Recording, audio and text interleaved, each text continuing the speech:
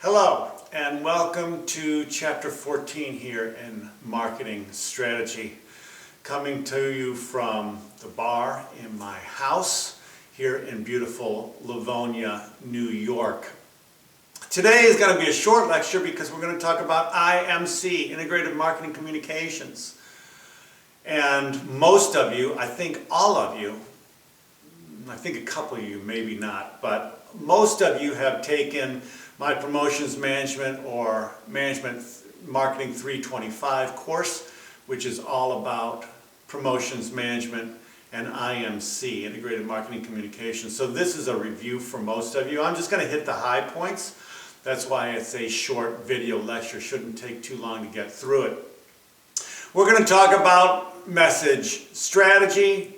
We're going to talk about the objective, message objective. We're going to talk about implementation. We're going to revisit terms like cognitive, affective, conative, executional framework, and also appeal. So with that being said, let's get busy with chapter 14, IMC.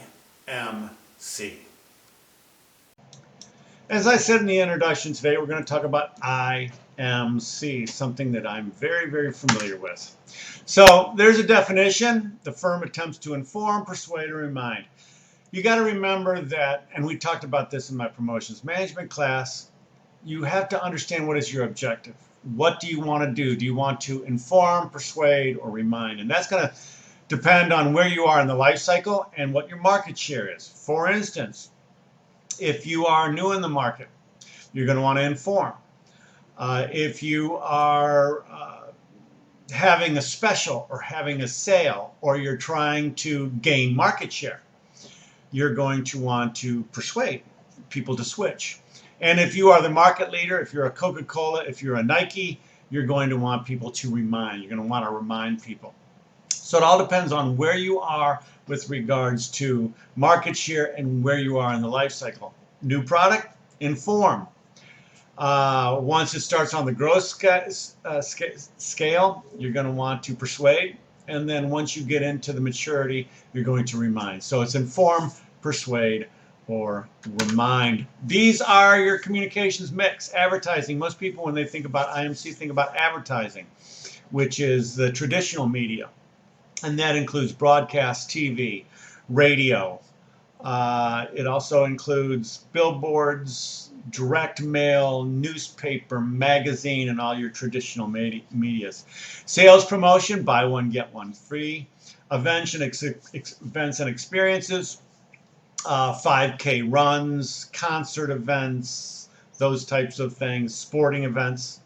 Public relations and publicity, newspaper articles, getting your name in the press, online and social media marketing, Facebook, Instagram. Mobile marketing is on your phone, Instagram, Twitter.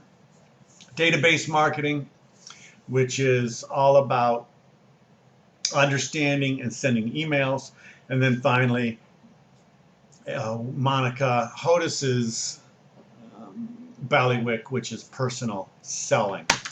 These are examples of the 8 common communication platforms. This is really good. It's very comprehensive. Let me move myself out of the way here. Very comprehensive when it comes to all the examples of what I just talked about. Examples of advertising, sales promotion, events, public relations, online, etc. This is a very good slide to study. So this is probably at least the 3rd time that you've seen the communications process, because I know that you saw it in Principles of Marketing. I know you saw it in Marketing 325 or Promotions Management, because I teach it, and you're going to see it now. Sender, encoder, message. I always call that vehicle. Kotler calls it message. I call it the vehicle that the message is transmitted on.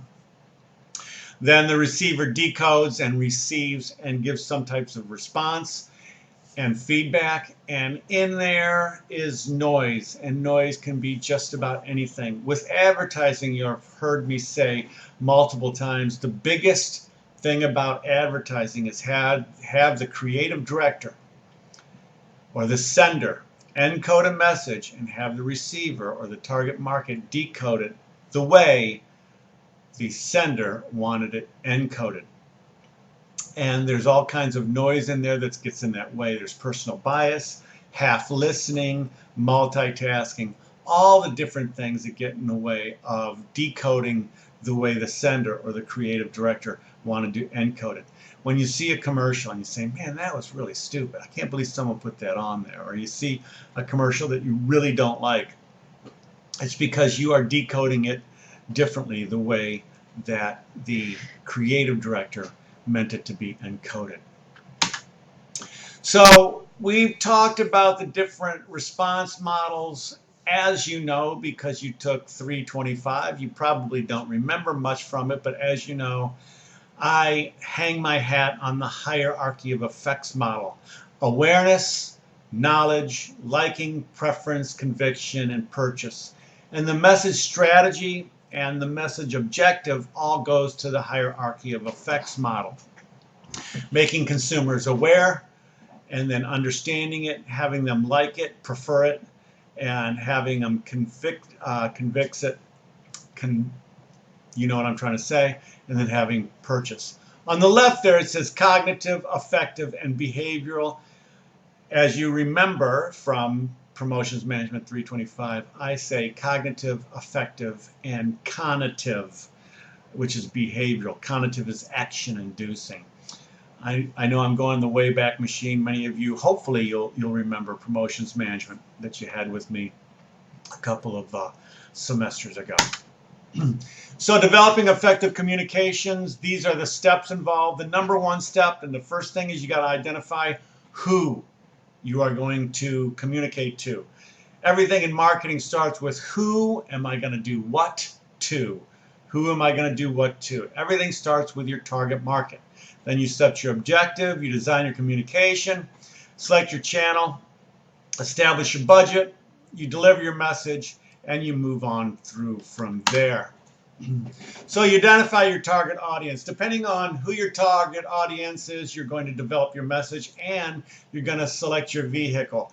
I've said this a million times. If you're going after boomers, you're going to use newspaper and magazine. But if you're going after Generation Z and the millennial generation, then you wouldn't, because they're not using those types of media. You would use more of the Twitter, Instagram, Snapchat type of media. So based on your target market, you are going to develop the creative, and you're also going to develop the vehicle. You've got to do a lot of research on your target market. Those of you that went through my class, we always start with current state. What is your competitive advantage? Who's your target market? And what are you trying to say? Then we develop our creative on that, and then we develop our implementation strategy, or the vehicle in which we're going to use the creative. Then you want to set the objective. Again, persuade, remind, inform. Inform, persuade, remind. And I just gave examples on that on the first slide. So then you got to design your communication. This is all about your creatives. And I know that you guys have gone through my 325, designed a lot of different creatives. We start with the message strategy: cognitive, affective, and conative. As you recall, cognitive is thinking, and there are five different cognitive message strategies. One is generic. We have preemptive, unique selling proposition, hyperbole, and comparative. We talked about that ad nauseum in promotions management. Affective is emotional, and we have two different types of strategies: either resonance, where you resonate with something in your past, where it brings back positive emotions from your past, a lot of nostalgia or something like that. You know, you remember eating cornflakes with your grandfather. Also, you're emotional. And then conative is action inducing, buy now, while supplies last, those types of things, or promotional support, which is usually percentage off. Going back to cognitive, generic is just saying, hey, we're a bank, we're here. Preemptive means you were the first. We were the first in doing this. That must mean we're the best. Unique selling proposition would be your competitive advantage. Hyperbole is something that is so far out there that no one would believe. It's an untestable claim. Red Bull gives you wings is a hyperbole. And then, of course, comparative when you have two products comparing with one another. Also with message strategy, we have your appeals and your executional frameworks. Actually, that's with your creative strategy. So your creative strategy has two things, your advertising appeals and your executional framework. We talked about the advertising appeals in promotions 325, fear, which is a lot of PSAs, anti-smoking campaigns, humor, which a lot of your different commercials are, the Geico commercials, a lot of humor in commercials. Sex, there's three different types of sex appeals. One is sensual, which is the most used. Another one is subliminal, which we know doesn't work. And then finally, overt, which is you're selling sex. It's in your face types of sex. Music appeal, rational appeal, where you're trying to rationalize somebody into that, a lot of features and benefits. Emotional appeal, and then finally scarcity appeal, which is it's going soon. Your executional frameworks are also part of your creative strategy with animation, slice of life, and testimonial. Authoritative testimonial is when somebody who uses the products gives us testimony. Authoritative is when you have a doctor or a lawyer give a testimony. Demonstrative, fantasy, and informative. Those are your creative strategies. And then finally, you've got your message source or your implementation. The source includes what is the vehicle and who's going to say it on the vehicle. Oftentimes, message source is delivered through attractive or popular sources like celebrities, singers, actors, sports celebrities. Those type of people are oftentimes a message source. Sometimes the message source can just be a plain everyday person or an actor on TV or what have you. So again, developing effective communications, you've got to understand your channels. There's personal communications, which is your email channels, your digital channels, your direct mail channels, and then your non-personal channels, which I call the broadcast channels, which are your magazine ads, your newspaper ads, your television ads, billboards. So personal communication has that personal touch. Oftentimes there's personalized direct mail, personalized emails, personalized tweets or something like that, whereas your non-personal is more broadcast. So now you also got to establish your communication budget. Usually people use either the percentage of sales or your affordable method.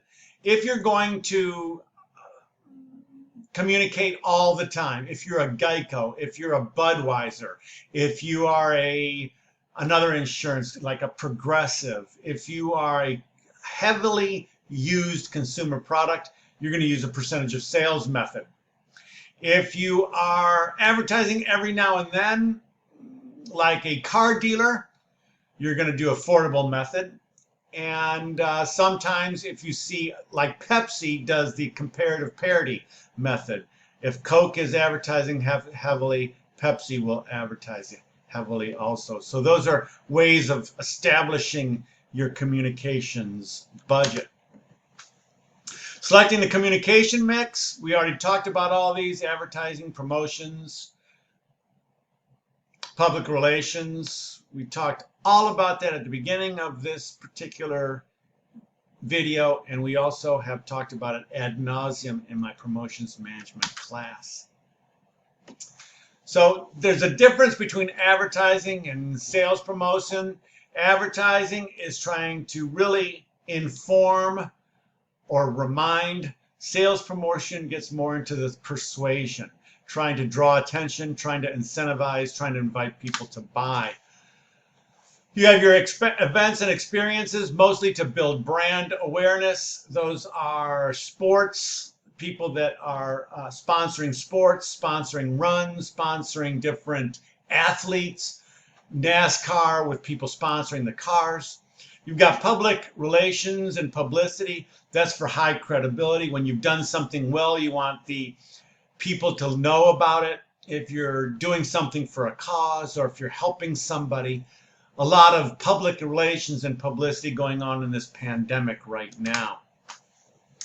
We've talked about online social media marketing. That's to inform, give out information. Oftentimes, it's to inform people of a new product, a new flavor, or something like that. It can be changed or updated really, really quickly. It can be diffused very quickly, and it's very, very inexpensive. Mobile marketing, same thing. Direct and database marketing is personalized. You get a lot of database marketing when you buy something online. You'll see you've got personalized ads going right to you. And then finally, personal selling are all part of the communications mix. Setting the communication mix really depends on the type of product and the type of market and where you are in the product life cycle, whether you're going to inform, persuade, and remind. And we talked about that at the beginning of the video. Oftentimes, if you are going to persuade people, you're going to use a lot of cognitive types of strategies. If you're going to remind, you use a lot of the affective and the cognitive type of strategies, depending on where you are and what you're doing in the life cycle. And then finally, you got to measure. Measuring broadcast communication, generally speaking, is very difficult. You can usually measure by sales or other things, but the sales are usually lagging. Other types of media, when you're looking at direct mail, when you're looking at digital media, when you're looking at mobile media, it's pretty simple to see because you can measure it through click and click-through rates and those types of things. So all of that is part of measuring communications results. So that is going to end the media and marketing communications video chapter. I went through this very quickly because you all have taken my Promotions 325 class, and all of this was done in 325, and this should be nothing but a review for you. So until I see you again, all of you, please stay healthy and be well.